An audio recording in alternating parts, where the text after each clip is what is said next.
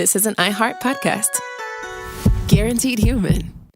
With no fees or minimums on checking accounts, it's no wonder that Capital One Bank Guy is so passionate about banking with Capital One. If he were here, he wouldn't just tell you about no fees or minimums. He'd also tell you about how Capital One cafes are open 7 days a week to assist with your banking needs. Yep, even on weekends. It's pretty much all he talks about, in a good way. What's in your wallet? Terms apply. See CapitalOne.com/bankguy. Capital One N.A., member FDIC.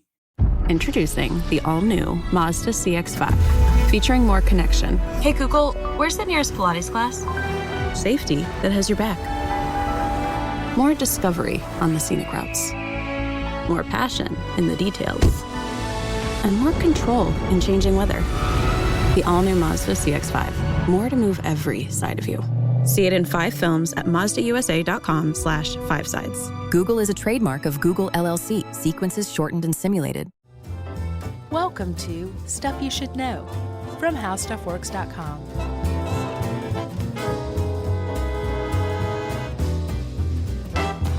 Hey, and welcome to the podcast. I'm Josh Clark, and there's Charles W. Chuck Bryant. There's Jerry Jerome Brolin. Boy, I'm not in a good way today, Chuck. You off your game? As if you can't tell. I think you're fine. Well, thanks, man. I feel a lot better. Sure. Yeah, no, I'm okay. I can tell you I'm surrounded by friends, family. Like, I know your dad's TV. In the corner. It's weird. I have, hey, Dad. I have TV. Oh, man, I Instagrammed a photo of my mom and dad. Oh, yeah? From the 70s, yeah. And I captioned it. They're like looking at each other kind of lovingly. Uh-huh. And I captioned it, the moment before I was conceived. You know what? Jerry showed me that today. Oh, yeah? She did. I look a lot like my parents mixed together, huh? Well, the first thing I noticed was like, wow, that's what Josh would have looked like as a grown man in the 1970s. Yeah. Because that profile of your dad, I don't know, I'd never seen your dad young, so I was like, man, that's you. Yeah. But I totally saw it. I saw both. Yeah. Yeah, because you look at my dad, you're like, oh, that's Josh. But then you look at my mom, you're like, oh, there's Josh too. Yeah. Very bizarre. Yeah, I guess I definitely favor my father. Is that right? Sure. Yeah. So a lot of people just favor one or the other, but I'm 50-50. Yep. That's what we call you, old 50-50. Yeah. I think that's a new one. There's a T-shirt. Yeah, 50-50 Clark. I know the point I was making. There's this How Stuff Works article that you sent called The Man in the Hole. Mm-hmm. And it talks about this guy who is the last of his kind. He's, as this article put it, like the loneliest person on earth. Mm-hmm. And I was like, yeah, I mean, I'm sure this is a lot like being in solitary confinement or something like that. But no, this is way beyond that. And this How Stuff Works article by Jesslyn Shields, like, really drove it home. She wrote, like, what if you were the last person who could speak your language, the last person who remembered what Halloween was, or a Coca-Cola, or that a dog says woof? Like, imagine that. And I'm like, yeah, that's way different from being in solitary. Solitary confinement would be bad enough. Mm-hmm. You know, you're physically restrained. But at least you know out there that there are other people who know the same things you know, that speak the same language you speak, that your family's still out there, that kind of thing. This is utterly different. And this man, the last tribesman he's called, or the man in the hole, is possibly not just the last of his kind. He might be the only person on the entire planet in the situation that he's in. Maybe. Isn't that bizarre to think? Yeah. I mean, we did another show on Are There Undiscovered People quite a few years back. Mm-hmm. And I don't know how we didn't get to this guy, but I saw this article and it was striking, especially if you've seen the couple of videos. And I think there are only 2 pieces of video of this dude. One I saw where they were sort of shooting, they were zoomed in on a hut. And that's, where he lives. There's a series of thatched huts in the Tanaru Indigenous Reserve in the Rondônia state of Brazil. Yep. About 20,000 acres. Big area of the forest and jungle. So he lives in these thatched huts that are scattered about in the middle of nowhere. And they were able to get him on film, kind of zoomed in between the cracks. And you see the guy kind of looking a little bit, but you can't make out much. So I saw that video. And then I saw another one where it was a pretty good shot of him from a distance, making good work trying to chop down a tree. That was the most recent video. Right, which, well, let's just go ahead and get into this. He was found or discovered in, I think, 1996 when some loggers from the state of Rondônia. Which, from the impression I have, this is a very rough and tumble state, populated by loggers and cattle ranchers, and there are very few laws, from what I understand, and things are settled by the gun, is the impression that I have of Rondônia. It's right smack dab in the middle of South America, and it's extraordinarily densely jungled in the Amazon. Yeah, I mean, that one New York Times article, like the guy was talking, that they were talking to, said, from a helicopter, you look down there, and you think there's just no one down there. It's just all jungle. He said, but when you get down there, he said, there's a lot of people and drug runners and bad men everywhere. So this guy is definitely an anomaly because he is not hanging out with anybody. No. And the reason why they think he's alone, Chuck, is because back in 1995, 1996, when the rumors of like a wild man in the jungle started to circulate, they think that he had just recently survived a slaughter that had killed off the rest of his tribe. Which was only like supposedly 5 or 6 people by that point, because they think the rest had been slaughtered. And that's a common thing we're going to come up on in a couple of these, is these ranchers and loggers, they're like, we want to go clear this land, and there's a tribe, a native tribe there, an indigenous tribe, so let's just slaughter them. Yeah. Get them out of the way. It's really, really an awful, awful thing. And it's been a very common thing, apparently, since the 70s and 80s when ranchers and loggers moved into Rondônia, just snatching up land. And this is the Amazon. This is basically pristine rainforest that people who have never been contacted by anyone from the outside world live still to this day, and this guy's one of them. So at first they thought maybe he was just a member of a tribe that we already know about. Right. And then over time, as they started to study this guy, it became quite clear that no, he's a member of a tribe that we didn't know about before, and we're pretty sure he's the last of his kind. Yeah, so there's this organization called FUNAI, F-U-N-A-I, the National Indian Foundation of Brazil, and they have been tasked with, for the past 20 years, monitoring this dude, and before his companions were killed, monitoring his companions. And you sent a nice follow-up on FUNAI. They have a few departments, and one is called the General Coordination Unit of Uncontacted Indians, the CGII. And that was established in 1987, and they're the only department of government in the world which protects indigenous peoples who don't have contact with the outside world or nearby tribes. Yeah, because before, in the 19th century and even through a lot of the 20th century, it was just basically Christian missionaries who were making their way into the Amazon to contact tribes and bring them Jesus, basically, and also healthcare and food and all that stuff, tools, the implements of modern culture, but also to proselytize too. And there was a lot of, it just wasn't very well thought out. And as a result, even from the best of intentions that a lot of these missionaries had, a lot of tribes died. So in 1910, Brazil came up with their, I think it was like the Indian Protection Services was the name of the department that they first came up with. And the Indian Protection Service, they took over from the missionaries, and it was a step up in that sense because it was more coordinated. There was thought to it. There was some sort of study. But the point was to take uncontacted Amazonian tribes and bring them into the modern world so that they could assimilate with the modern world. The point was to basically reduce cultural diversity in Brazil.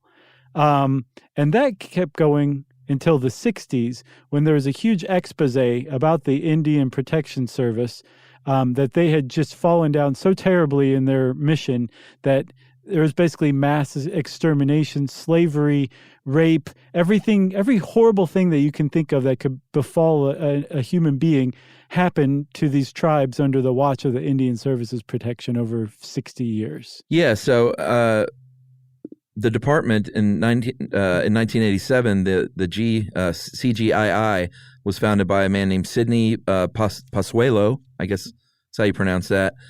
And this was a big sea change in policy, which was, like you were saying, the previous strategy, establish contact to try and get them integrated at some point, to this new policy, which was don't even contact these people unless they are under serious threat. Because history has shown all manner of bad things can happen when you contact these people. One of which is certainly introducing them to new diseases and things that will kill them that they've never seen or experienced. And this is, there's a big debate still on like what the best policies are here.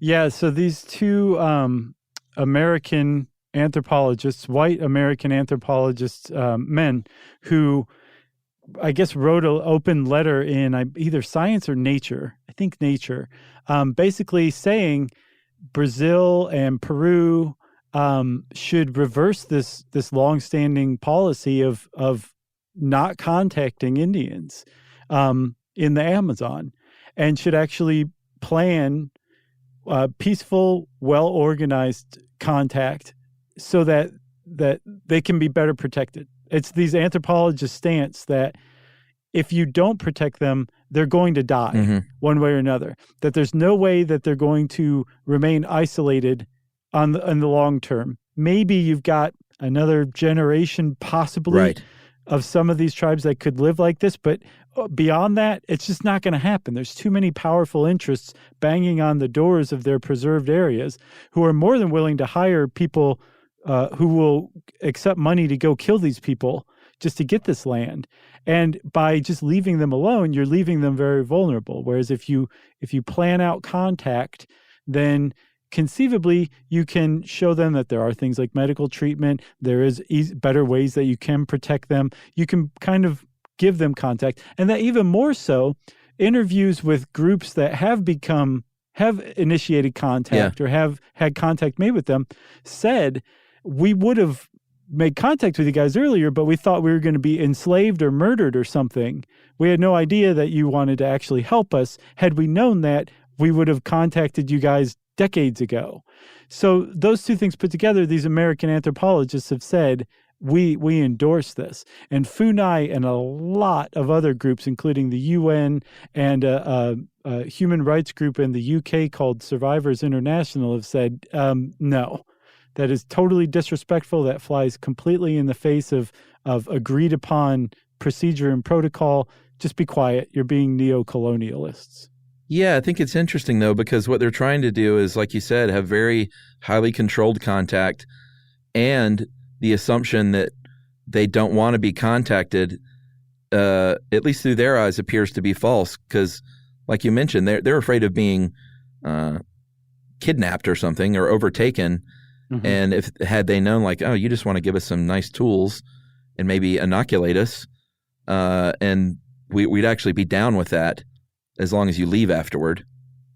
Right. And these two anthropologists said, like, you got to do this smartly. Like, you basically have to go in with cultural translators, usually tribes who have made contact with outsiders before, already established contact, that live in the same area, who might be able to translate between the outsiders and the actual uncontacted tribes. And you need healthcare providers who are going to stay there for at least a year. You need at least a year of sustained care, or else, yes, they're going to die from these diseases you're going to bring in inevitably. Yeah, I mean, they're good. They give good examples, too, in that article about how this has backfired with missionaries like the Yora people. They were there for 6 months, and the missionary said, well, let's go on vacation.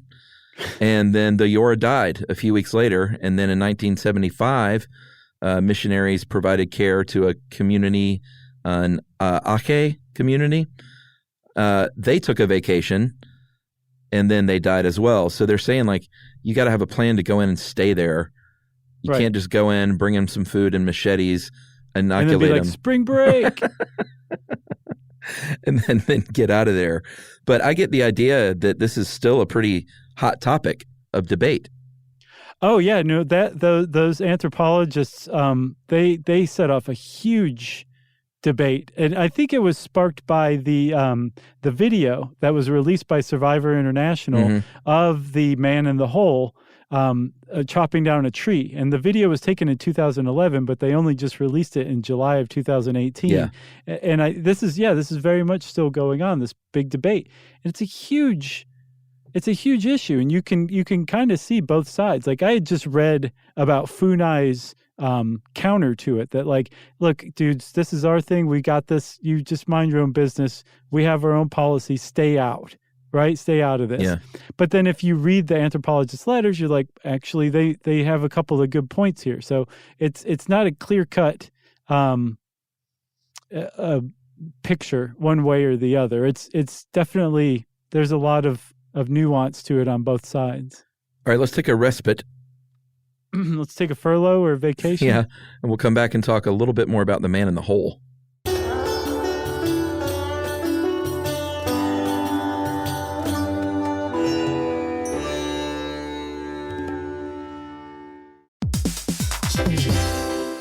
Hey everybody, we're here to talk to you about Wayfair, who believes that spaces should be functional, they should be comfortable, they should be well designed, and they can be well designed by you with their help. Your updated space should feel more comfortable, inviting, and practical for everyday use. And we're talking about outdoor seating. We're talking about grills. We're talking about major appliances. If you need storage solutions, Wayfair can help you out. Patio lighting, rugs, decor. It is your one-stop shop for home. Yeah, I mean, it's getting nice out, so it's time to think about living outdoors for the next few months. And Wayfair knows that outdoor furniture, it's heavy, it's intimidating to assemble. So Wayfair has stepped in and said, we're going to handle the hard part so you don't have to. That's right. You can shop Wayfair Verified, your shortcut to the good stuff. And that means their team of product specialists are going to vet everything by hand using a 10-point inspection, testing things like, quality materials, functionality, and features, and even how long it takes to build that piece of furniture. And the overall experience saved time, reduced hassle, and improved convenience. Patio season is here, and these deals won't last. So head to wayfair.com right now to get your outdoor space ready for way less. That's WAYFAIR.com.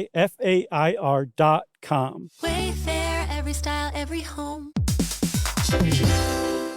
Hey everybody, I want to talk to you a little bit about Tide Evo because it represents over 10 years of innovation and product development. Tide Evo is a first-of-its-kind technology where tens of thousands of minuscule fibers are spun together to form a 6 times powerful layer packed with scrubbers, brighteners, pre-treaters, and fresheners. And that's going to deliver a breakthrough clean that's so powerful it feels like magic. Yeah, it is kind of like magic. Tide Evo is revolutionary. A 100% concentrated, waterless laundry tile that's made of compressed microfiber soap layers rather than liquid or powder. And it's not like pods or sheets because it uses 6 layers of detergent fibers to deliver superior cold water cleaning without plastic packaging of any kind. And it provides a mess-free, lightweight solution that dissolves lickety-split. So whenever you run into a laundry challenge, turn to Tide Evo. It's revolutionary, it's magic. Try new Tide Evo. Real laundry magic.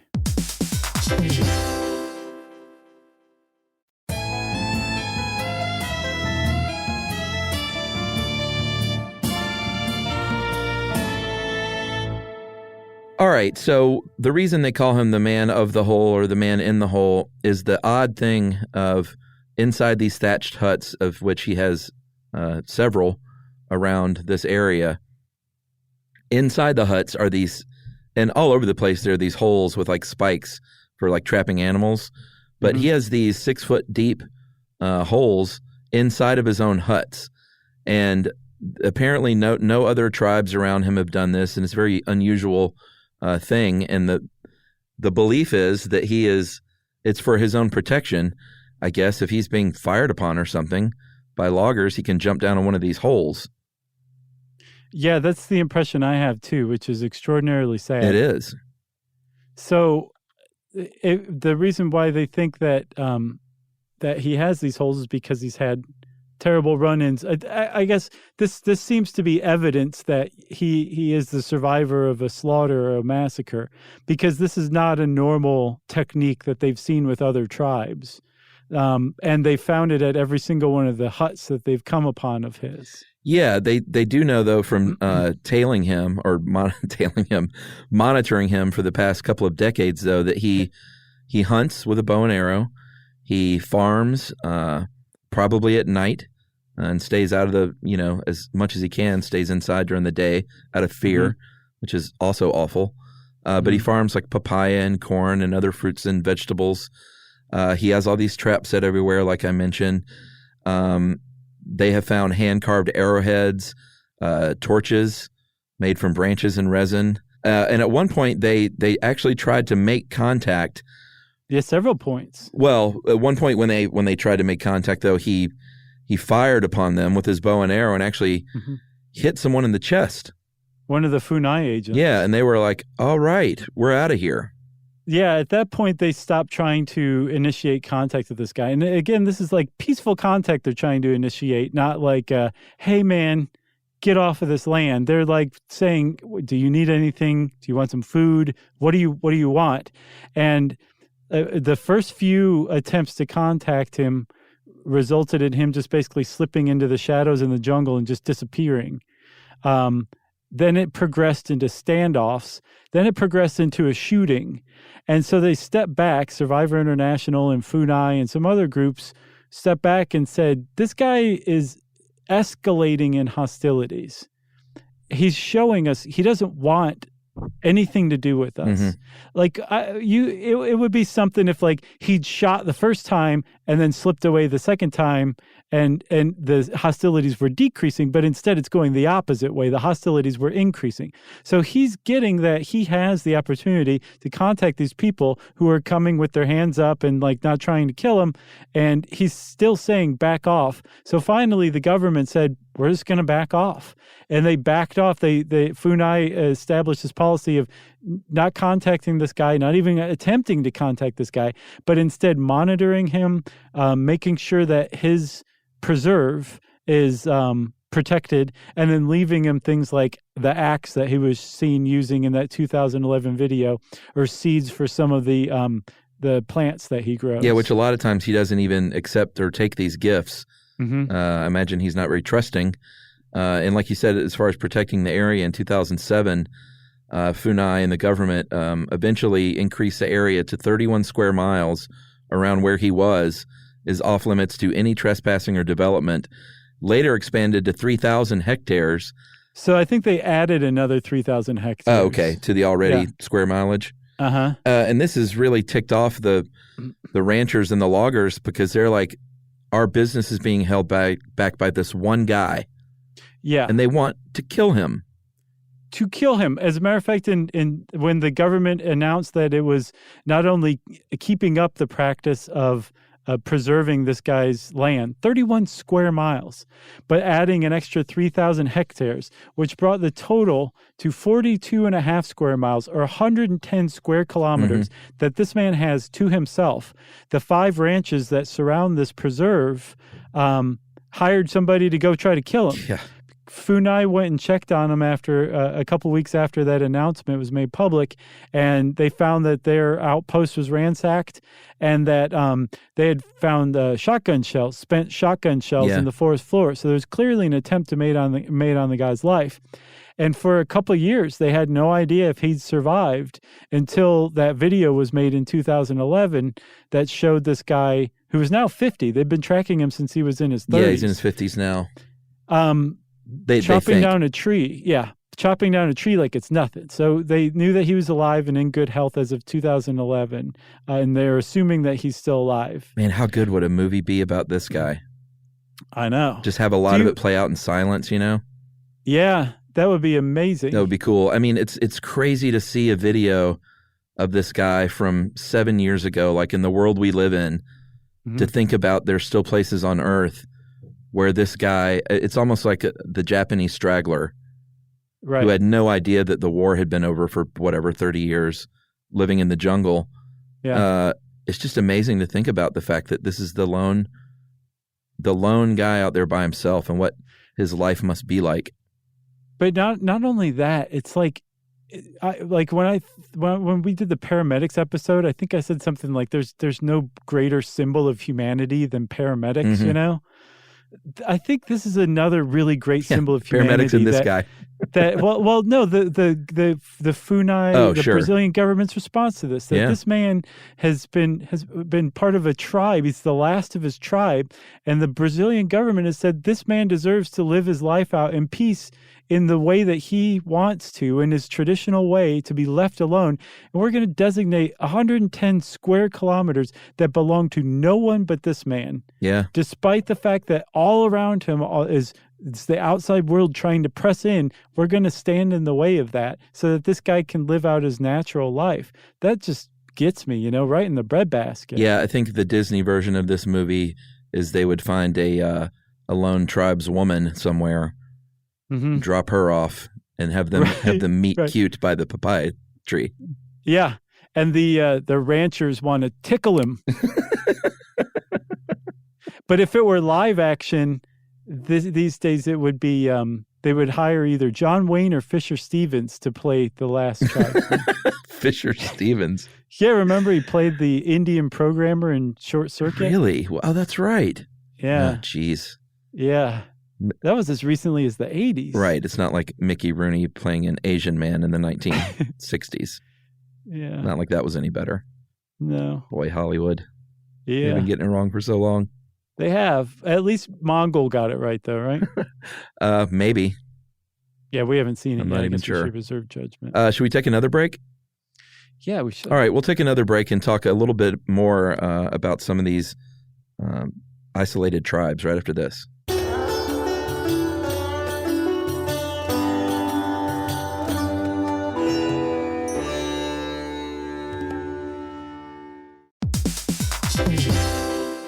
Hey, everybody. I want to talk to you a little bit about Tide Evo because it represents over 10 years of innovation and product development. Tide Evo is a first-of-its-kind technology where tens of thousands of minuscule fibers are spun together to form a 6 times powerful layer packed with scrubbers, brighteners, pre-treaters, and fresheners. And that's going to deliver a breakthrough clean that's so powerful, it feels like magic. Yeah, it is kind of like magic. Tide Evo is revolutionary. A 100% concentrated, waterless laundry tile that's made of compressed microfiber soap layers rather than liquid or powder. And it's not like pods or sheets because it uses 6 layers of detergent fibers to deliver superior cold water cleaning without plastic packaging of any kind. And it provides a mess-free, lightweight solution that dissolves lickety-split. So whenever you run into a laundry challenge, turn to Tide Evo. It's revolutionary. It's magic. Try new Tide Evo. Real laundry magic.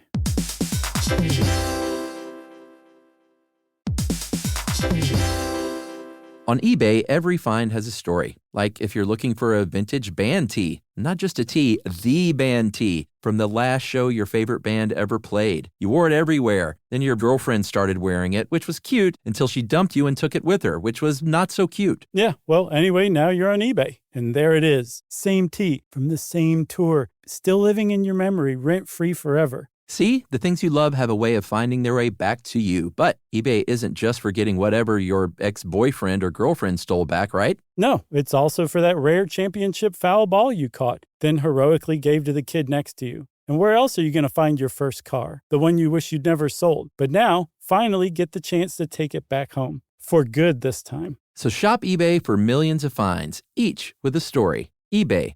Things people love.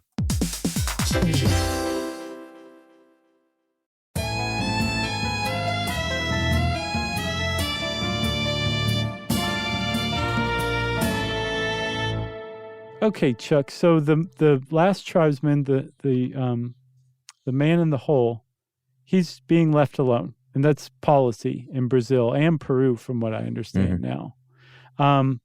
There are some tribes that have actually accepted contact and have made peaceful contact and have become, I guess, a little more integrated. I think there's 3 degrees that FUNAI separates indigenous tribes into.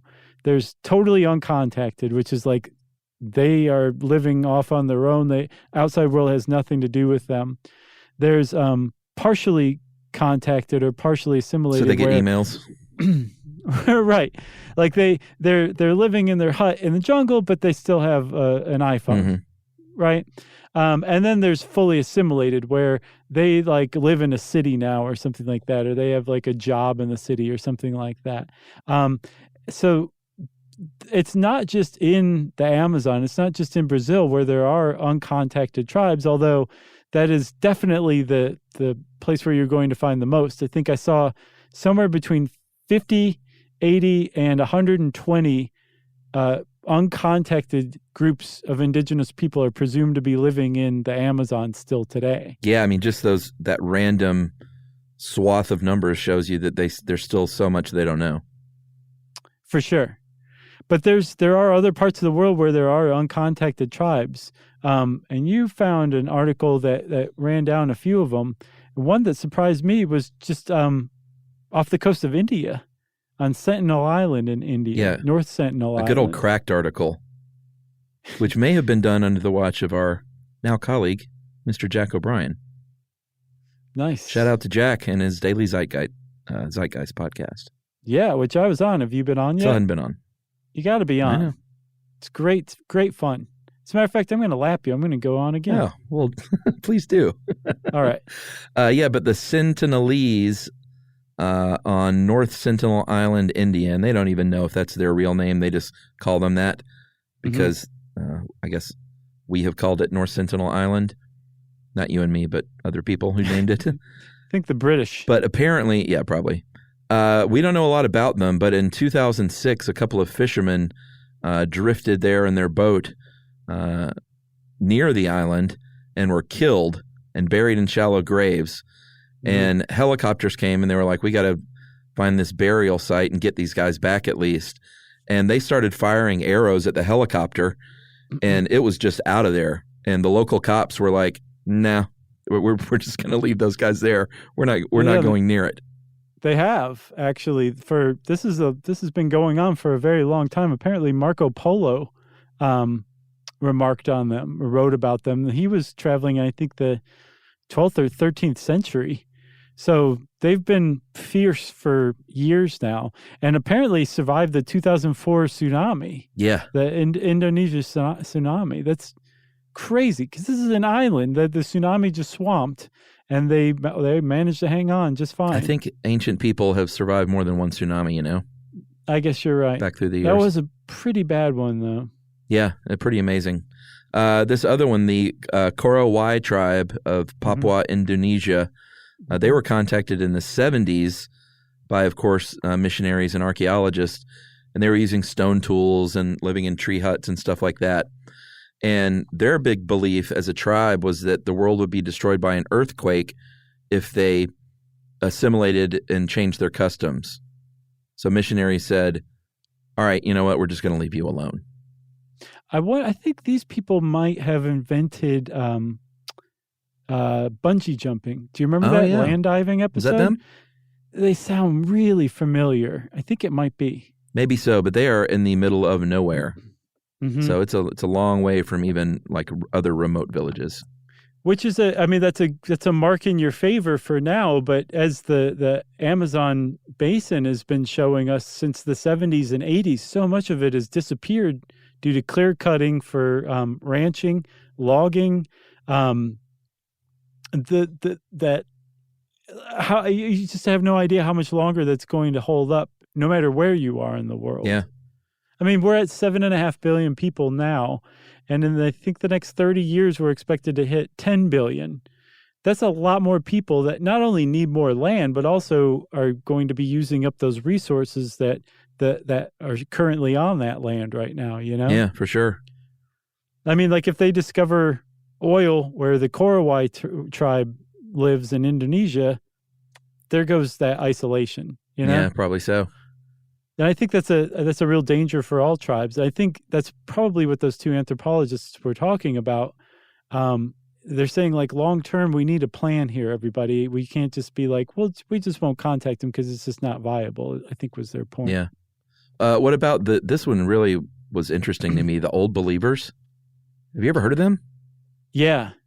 There's like some GQ article in the last couple of years about them. Are they well dressed? I think so. In burlap, apparently. Yeah, these are Soviet. Well, here's the deal. In 1978, there were these geologists in the Soviet Union that were looking for iron ore. They were in a helicopter, and they saw a cabin way out in the remote areas of Siberia. And they found a family there that actually spoke a language, I guess. I mean, what would that be? What language? Old-timey Russian? Old-timey Russian. Uh-huh. And they were huddled in fear, and they were yelling, "This is for our sins." They were dressed in burlap and living off the land. And apparently they were a group of people called the Old Believers, which left the Russian church, the main Russian church in the 17th century, and had been, I guess, looked at, they kind of went everywhere. It was sort of a diaspora for the Old Believers. Some of them just went to other countries and seeking asylum or whatever. And apparently some of them just looked to Siberia and were like, no one's there, so we'll go there. Nice. It sounds creepy, though, the Old Believers.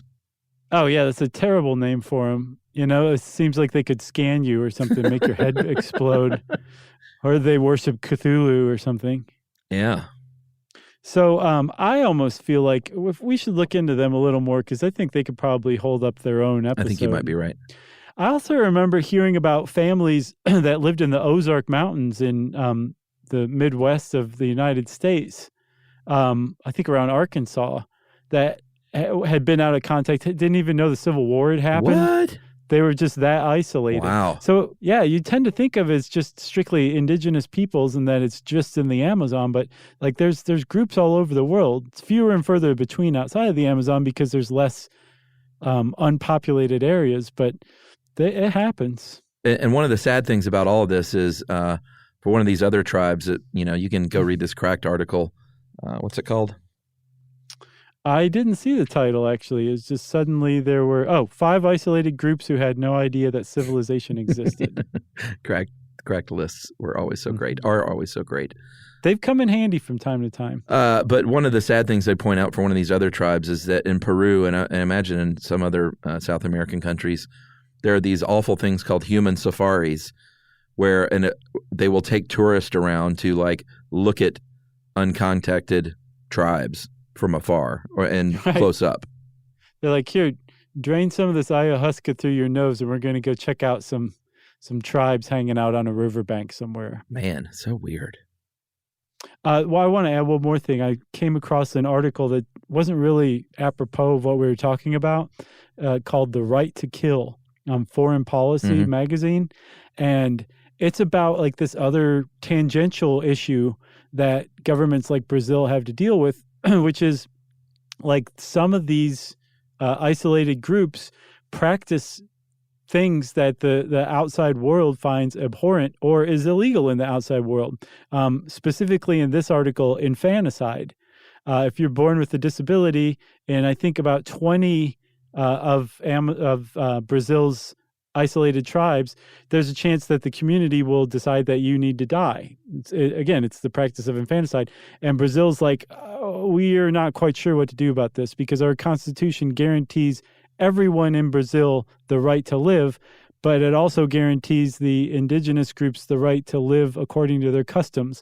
So they have no idea what to do. And it's a big thing about, moral relativism or moral absolutism and which one's correct. And it's really interesting that they're having to think about this right now. Yeah, for sure. It's a really interesting article, definitely worth reading. Okay? I will check it out. Are you talking to me? Yeah, I'm talking to everybody, but specifically you, yeah. All right. Well, if you want to know more about isolated tribes, you can look those words up anywhere on the internet, and they're going to deliver you some amazing stuff. And since I said that, it's time for listener mail. Since you said amazing stuff. Well, looky here, dude. I have a handwritten letter on construction paper. Beautiful. Isn't that nice? Yes. I love it. Hey, guys. I hope this finds you well. My name is Claire, and I'm 21. In fact, for my 21st birthday, I came and saw you guys live in Cleveland. Awesome. That was a great show. It was. I go to Hiram College, and I'm studying mathematics with a license in education. So I'll be teaching high school math. Been a fan since 2015. Thank you for the many nights you have calmed me and all the information I've learned. And I've been wanting to write for a while just to say thanks and send appreciation, but also a request and a little something. All right. Whenever you talk about math in any regard, please be more positive. Please stop getting it wrong. Please be more positive and encouraging. We're well known for poo-pooing math and saying, I hated math. Well, it's so intimidating. It's just so stupid. It is, but she says this. Math is hard and already has a stigma for people who hate it or to hate it. But as a future educator, since you two are sort of educators, that reach a huge audience, your outlook and attitude about math is important. It's okay to not like math and think that it's hard, but know that you and anyone can do math. I know it's a silly thing to ask and point out, but I think you could both have a positive impact on the math stigma. I wish you and your wives and Chuck, your daughter, all the best. Thank you for all of your hard work. And thank Jerry, too. Jerry has to put up with you two all the time, so she's definitely been working hard. And she writes, sarcasm, smiley face. Okay. Have a fabulous day, and that is from Claire. And Claire, you're right. We just joke around, but we should take more care with our words about the maths. You know what? Frankly, Chuck, I think Miss Claire makes a great point that we should just basically take all the jokes out of our podcast entirely. No. Just so no one takes it the wrong way. No. Just make it nice and neutral. No. She is right, though. She is right. We should take it easy on math. She very nicely said, back off math. Yeah. Like, did she draw a little Yosemite Sam at the bottom there? She did. Look at Oh, that. yeah. Look at that. Nice. Well, if you want to get in touch with us like Claire did, you can go to your local post office. We love that place. And you can also instead go to the internet, go to stuffyoushouldknow.com, find all of our social media links there, or you can send us a newfangled electronic mail by addressing it to stuffpodcast@howstuffworks.com. For more on this and thousands of other topics, visit howstuffworks.com.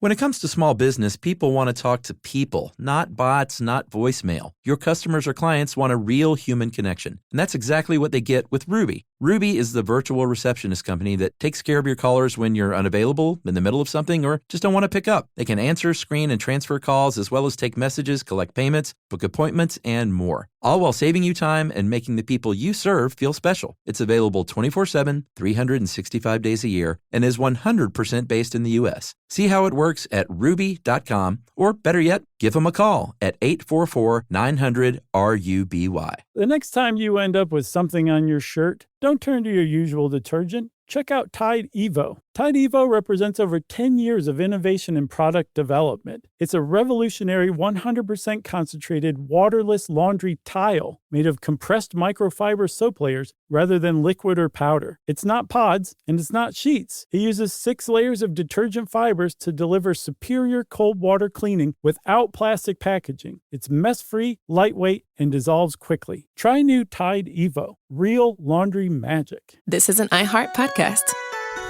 Guaranteed human.